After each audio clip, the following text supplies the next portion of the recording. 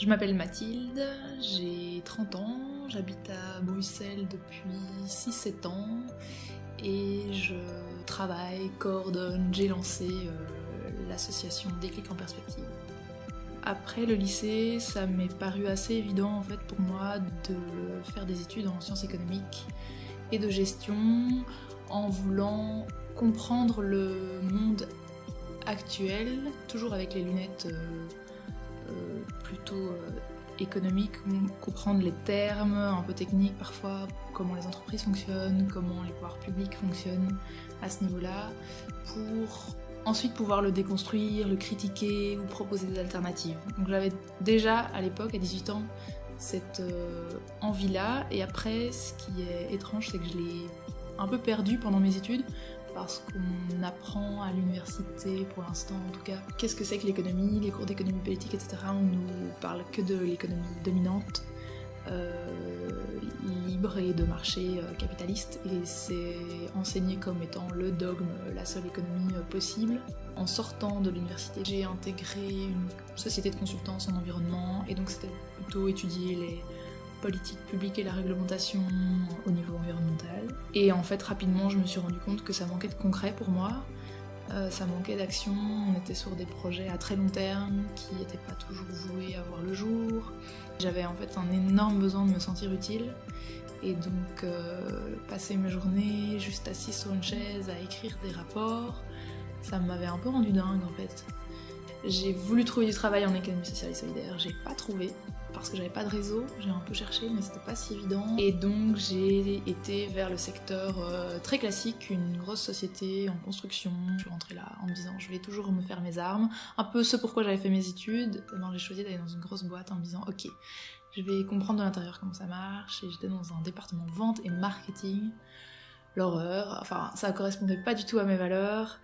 Et j'ai tenu 2 ans, et après 2 ans, j'étais à la limite du...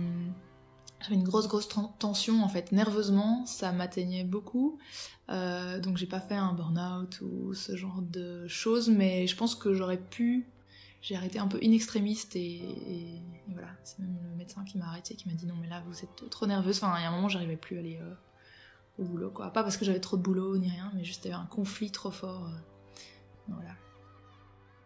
L'idée de lancer Déclic est arrivée parce que j'ai été inspirée par un projet en France en fait, Ticket for Change, qui utilise un format assez innovant pour se former à l'entrepreneuriat social. Ils partent en bus en France et ils font tout un tour de projets, et donc je les avais contactés en leur demandant si un collectif en Belgique était déjà sur le coup pour monter l'équivalent belge.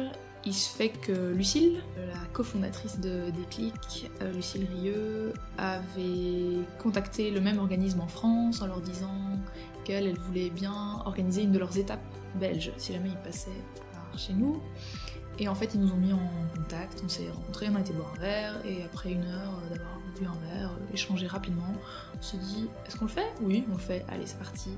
On a tout de suite mis une date et on s'est dit « Ok, pour l'été prochain, on réalise le Déclic Tour. » Et donc ça nous a donné 1 an pour trouver les financements, agrandir l'équipe, créer les statuts, créer l'équipe, la communication, l'identité, les partenariats, tout ça.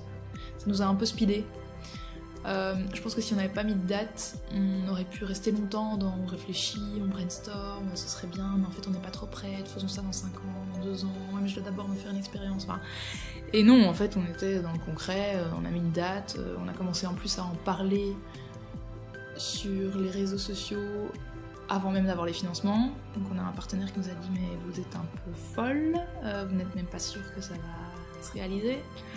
Mais en même temps, c'est ça qui nous a speedé et un peu fait avancer, concrètement. Parce qu'à un moment, il faut juste se mouiller et faire, en fait. Et même si c'est pas parfait, mais sinon, on reste dans ces belles pages théoriques et ces petits dessins, ou c'est une business plan qui fait 50 pages, mais il n'y a rien de concret qui a été fait encore, quoi. Déclic en perspective, en fait, on se définit comme un propulseur de projets en économie sociale et solidaire. On organise principalement le Déclic Tour, c'est-à-dire qu'on fait un tour d'initiatives existantes en Belgique pour s'inspirer. C'est la première étape de toutes nos méthodologies, en fait, est basée là-dessus, c'est l'étape d'inspiration. À chaque fois, on va ouvrir la boîte, donc même si les personnes ont déjà des premières idées de projets, etc., on va à la rencontre des gens qui ont déjà lancé des projets, qui sont en route pour s'inspirer de leur modèle, business model, gouvernance, comment ça fonctionne dans le collectif, c'était quoi les premières étapes, par quoi ils ont commencé, démystifier un petit peu aussi l'idée qu'on peut avoir de l'entrepreneur génie qui tout seul monte un projet.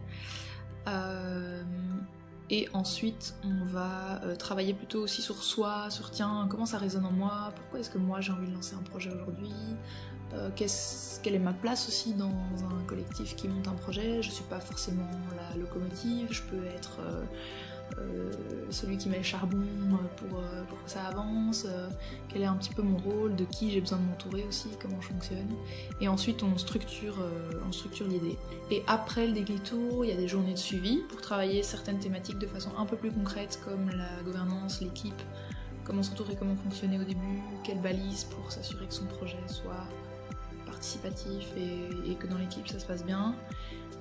Comment faire son premier budget, comment modéliser aussi son premier prototype, la première façon dont on va pouvoir tester l'idée. Et ensuite on a des partenariats avec des structures qui font l'accompagnement pour la suite, pour offrir un accompagnement un peu plus technique, comment je crée mes statuts, comment je fais mon plan financier. Nous, ce qu'on veut soutenir, promouvoir, aider à faire grandir, ce sont des projets qui s'inscrivent dans vraiment l'ESS dans le sens des projets collectifs où il y a une réflexion sur la gouvernance, une transparence, une prise de décision qui soit la plus démocratique possible, la plus participative possible, où il y a aussi une redistribution des richesses qui est plus éthique, réfléchie, à nouveau transparente, où il y a un ancrage vraiment dans le territoire, il y a des concepts on collabore plutôt avec les acteurs de l'écosystème plutôt que venir faire concurrence. Donc on s'inscrit plutôt dans cette vision-là qui est quand même très très différente de ce qu'on appelle le social business ou le entrepreneuriat social à la sauce un peu plus anglo-saxonne. Et pour nous, ça c'est une vraie proposition d'alternative aux entreprises actuelles, alors que moins se préoccuper de la gouvernance et de la redistribution des richesses n'est pas une nouvelle proposition en fait de modèle d'entreprise, c'est juste reprendre l'entreprise capitaliste classique et proposer un service ou un bien qui lui effectivement fait peut-être du bien à la planète ou aux gens, mais qui en fait va recréer des inégalités au niveau des salaires, qui va recréer plein de conséquences négatives qu'on voit aujourd'hui, quoi. J'ai l'impression que ma génération se sent déjà bien plus concernée par la situation environnementale et les inégalités socio-économiques actuelles, même s'il y en a toujours eu depuis des années, et la génération suivante m'a l'air encore plus concernée. Là, ils descendent dans les rues et ils se mobilisent beaucoup sur la question du climat, avec un regard assez clair et sans demander des revendications qui seraient que des revendications de surface pour uniquement changer les choses au niveau environnement. Justement, il y a une demande de changement de système économique radical. Sans ça, on peut pas juste aller gommer les conséquences néfastes du capitalisme sans le changer de l'intérieur. Une fois qu'on est conscient de ça, ça va de soi et c'est un peu difficile de comprendre comment on peut ne pas se poser de questions. Au tout début du projet, j'avais un peu peur qu'on n'y arrive pas, qu'on trouve pas les financements ou qu'on trouve pas notre public cible en fait. On a lancé les candidatures pour le tour et je savais pas s'il allait y avoir 3 personnes qui allaient postuler ou 250. Et donc j'ai plus eu peur que le projet ne fonctionne pas, mais comme moi j'avais pas mis d'attente professionnelle par rapport à ce projet-là, j'avais pas pris trop de risques non plus parce que j'avais pris un temps partiel justement en recherche en économie sociale en même temps. Voilà, il n'y avait pas trop d'enjeux au niveau professionnel ni financier pour moi. On a mis 0 argent personnel, à part un billet de train pour aller à Lille pour voir un projet, mais c'est tout. Par contre, à un moment, le choix a dû se faire. Lucie, elle avait déjà quitté son boulot. Elle, après 1 an, elle a quitté son boulot et elle a travaillé à temps plein sur Déclic. Et à un moment, la question s'est posée de Mathilde, est-ce que toi aussi tu rejoins parce que maintenant il y a de la place et il y a des choses à faire, etc. Et j'ai quand même pas mal hésité parce que ça correspondait pas du tout à ce qu'on m'avait mis dans le crâne avant et où je m'étais mise moi-même, mais voilà, il faut un CDI, il faut une certaine stabilité dans la vie. Vers 30 ans, il faudrait que j'ai une situation financière stable, un plan de carrière un peu établi, et pas forcément du tout travailler dans le milieu associatif, enfin ça faisait pas partie de mon peut-être bagage culturel. Et donc j'ai quand même un peu hésité, ouais. Et puis l'appel a été plus fort que moi parce que je me suis dit je vais le regretter, c'est trop tentant, autant tester quoi, autant expérimenter et on verra bien. Rien n'est théorique quand on lance un projet, quand on est dans l'entrepreneuriat social ou l'entrepreneuriat tout court. Il y a la façon de faire, il faudrait commencer par A et terminer par Z en n'ayant pas oublié telle et telle étape. Mais dans les faits, c'est bien d'être structuré, donc c'est bien d'avoir un regard extérieur quand même. Donc ça c'est une piste, s'entourer à la fois, peut-être ne pas se lancer trop seul dans un projet, surtout qu'être à plusieurs ça permet d'avoir un projet qui a plus d'envergure, donc plus d'impact et qui peut mobiliser davantage. Ça permet de rester motivé et puis de s'amuser aussi dans ce qu'on fait. Et de s'assurer qu'il y a plusieurs personnes autour de la table qui prennent les décisions et qu'on n'est pas le seul à les prendre. Et donc ça, moi je trouve que ça permet de garder le cap aussi et de s'assurer que voilà, on avait une finalité qui était sociétale, environnementale, et on est plusieurs autour de la table à être garants. Partir de l'existant aussi et partir de vrais besoins de société. Parfois il y a une envie de réinventer la roue, réinventer un super projet, sauf qu'il existe déjà dans la même ville. Ou alors on oublie d'aller s'inspirer d'un projet très percutant dans la ville voisine et qui n'existe pas encore dans sa propre région et il suffirait de l'adapter. Et en plus souvent dans les projets en ESS, les gens, les travailleurs sont très preneurs pour diffuser le modèle, justement il y a cette volonté d'essaimer et que ce soit répliqué ailleurs.